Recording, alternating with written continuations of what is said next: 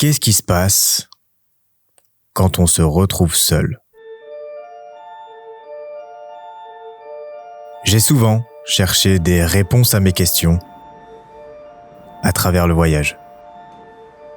Changer d'environnement, prendre du recul sur la situation. Je suis quasiment toujours parti à cause d'un problème, avec une question, un tourment, une obsession ou une pièce de puzzle à trouver. Et j'étais persuadé que c'était en étant seul que je trouverais des réponses. Je partais en voyage pour trouver du sens. Et cette fois-ci, c'est l'inverse. Je suis juste là et je vais devoir trouver du sens à ce que je fais ici. En fait, avec ma copine, on cherche des endroits cool pour vivre et travailler. On aime se dire qu'on est actuellement en période de test. C'est-à-dire qu'on teste des destinations pendant plus ou moins 1 mois pour ensuite en sélectionner quelques-unes qui nous plaisent et y revenir plus longtemps sur le cours de l'année. Cette fois-ci, c'était l'île de Koh Phangan, sur laquelle on devait rester presque 1 mois et demi. Sauf qu'elle a dû rentrer en France au bout de 2 semaines. J'ai décidé de ne pas avancer mon billet d'avion et donc de rester seul en Thaïlande pour le restant du séjour. Mais ce que je ne savais pas encore, c'est à quel point ce voyage allait être introspectif. Mon vol retour est dans exactement 26 jours, et tant qu'à faire, je me suis dit que j'allais tenter une nouvelle destination. Chiang Mai. Et me voilà donc seul en Thaïlande, pendant encore 1 mois. Trop bien! Non?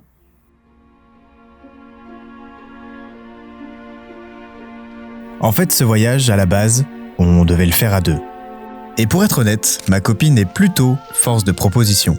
Elle déborde d'énergie, d'idées et de projets à faire, donc j'ai souvent tendance à simplement suivre ses envies. Là, j'étais seul et c'est moi qui allais devoir tout décider. Ok, alors, qu'est-ce que j'ai vraiment envie de faire? J'en avais aucune idée. J'étais à la fois submergé par toutes les activités à faire, tout en étant complètement démotivé. Petit à petit, mon mental se remplissait d'excuses. Bon, vas-y, je verrai ça demain. Je suis fatigué là. En vrai, ouais, je vais plutôt me reposer aujourd'hui, je pense. Je sentais doucement l'effondrement arriver. Comme une envie irrésistible de m'affaler sur mon lit devant YouTube et de reporter tout ça à plus tard. Mais je savais très bien ce que ça voulait dire et il en était hors de question. Il fallait que je me reprenne en main et que je me recentre.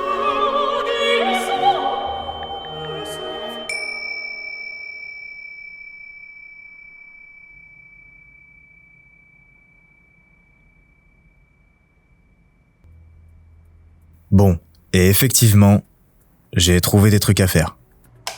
J'ai établi une petite liste de ce qu'il me fallait pour que je puisse me mettre bien et que je sois bien installé ici. Alors, j'ai rassemblé toute mon énergie et je me suis lancé sans réfléchir. Trouver un cowork. Sinon, je sais très bien que je vais rester bosser à la maison et ça, c'est pas ouf. Ok, je vais commencer par tester celui-là. Trouver un trépied. Ça va me motiver à filmer et à faire des vidéos. Sans trépied, je sais qu'il y aura trop de friction à ne jamais savoir où et comment poser ma caméra. Où trouver un trépied pas cher à Chiang Mai? Hop, trouvé. J'ai aussi trouvé une pharmacie sur le chemin, ce qui m'a permis d'acheter du produit pour mes lentilles. Ouais, parce que sans mes lentilles de contact, ça allait complètement me démotiver à faire du sport. D'ailleurs, le sport, c'est essentiel pour que je puisse garder une santé mentale saine. Si j'en fais pas, c'est l'effondrement assuré. Et pour le coup, j'ai même décidé de me challenger un peu en prenant un sport local, le Muay Thai. Sachant que je déteste me battre. Et enfin, je me suis fait un beau cadeau. J'aurais pu simplement louer un scooter, mais là, ça devrait m'encourager à explorer un peu la région et surtout, à kiffer. J'avais tout ce qu'il me fallait. J'ai réussi à déconnecter mon cerveau de toutes les pensées parasites et à suivre ma to-do sans réfléchir. J'avais maintenant tous les outils en main pour passer à la 2e étape.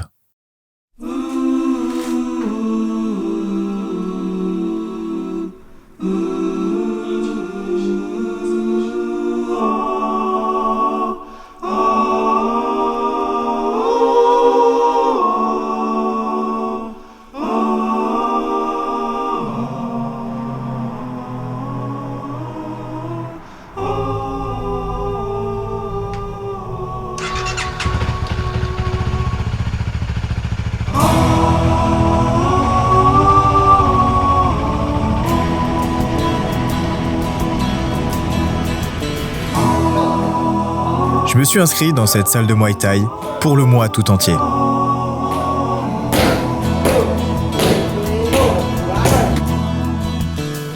Je vais au cowork tous les jours. Je mange sainement.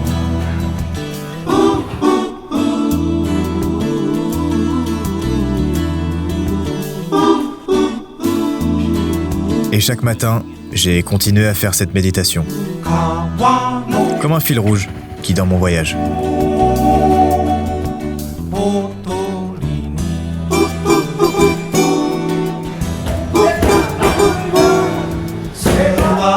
Il y avait quelque chose de fascinant dans la manière dont tous ces petits changements s'accumulaient. Nouveau jour, nouveau cowork. Comme si chaque nouvelle habitude rendait la suivante plus facile à prendre. Pas facile, mais plus facile. Des micro-décisions qui finissent par créer quelque chose de plus grand.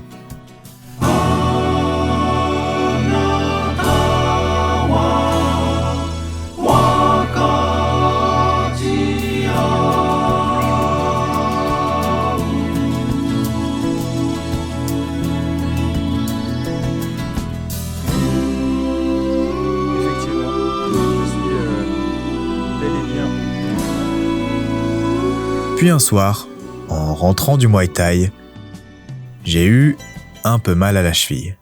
Rien de grave, mais je me suis dit que j'y retournerais probablement pas demain pour me reposer. Et là, tout est parti en couille. Le surlendemain, j'avais toujours un peu mal à la cheville. Donc, j'ai décidé qu'il était préférable que je me repose encore aujourd'hui. Puis le soir, en rentrant du cowork, je me suis autorisé à me commander une petite pizza, même si j'avais justement pris la bonne habitude de manger sainement la semaine. Puis j'ai mangé un bonbon, puis deux, puis beaucoup trop. Ça m'a fait mal au ventre, j'ai mal dormi, j'étais crevé, la méditation le matin ne m'a fait aucun effet, j'ai eu la flemme d'aller au cowork, j'ai remangé n'importe quoi, je suis pas retourné au sport, et ce week-end, la moto est restée sur le parking. Tout comme la simple méditation le premier jour m'avait propulsé, mon système tout entier venait de s'effondrer avec un seul petit événement. J'avais bien gentiment appliqué et suivi toutes mes routines et mes process, mais quel était réellement le sens de tout ça ? Tout semblait maintenant si vide. J'avais juste l'impression de me forcer à exécuter mes routines comme un robot, sans vraiment d'objectif. Alors, j'ai arrêté de me forcer.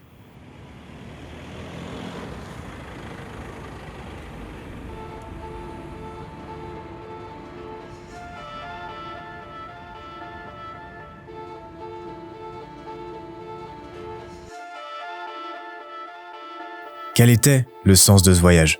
Et surtout, pourquoi est-ce que j'arrive pas à en profiter seul ? Let's go cowork.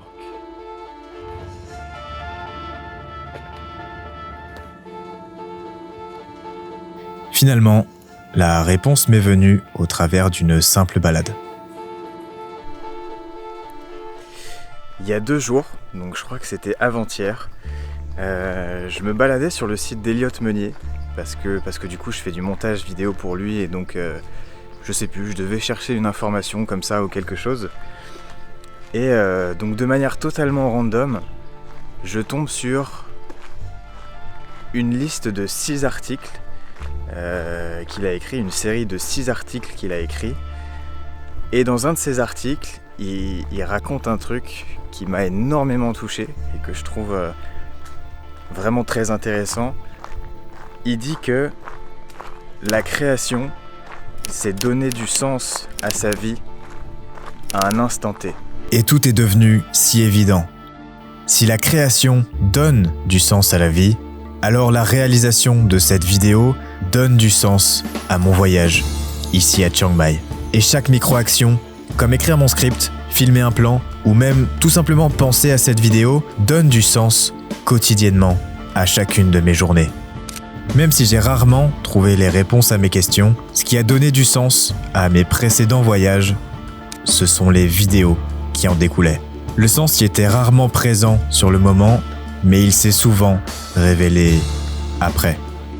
Ces vidéos me forcent à prendre du recul sur mon expérience, à entrer en introspection sur ce que je vis, poser des mots, des concepts, et à choisir un angle pour lui donner du sens et la partager. Dans ce cas, le Muay Thai n'était plus juste un défi à relever, mais une histoire à raconter. Alors finalement, tout ce voyage n'aura pris de sens que maintenant.